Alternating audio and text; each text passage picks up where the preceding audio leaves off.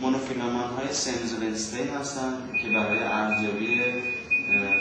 لفظ سطحی مورد استفاده قرار میگیرن که بسته به قوت‌های مختلف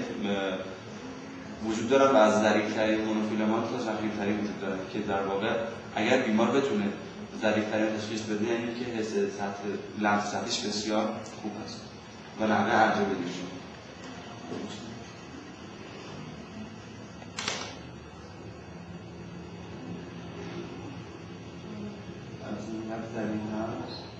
تست می‌کنیم.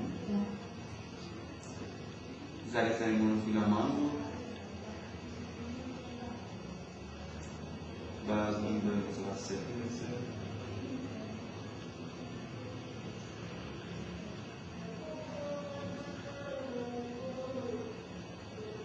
و بعد از اون به ضخیم‌ترین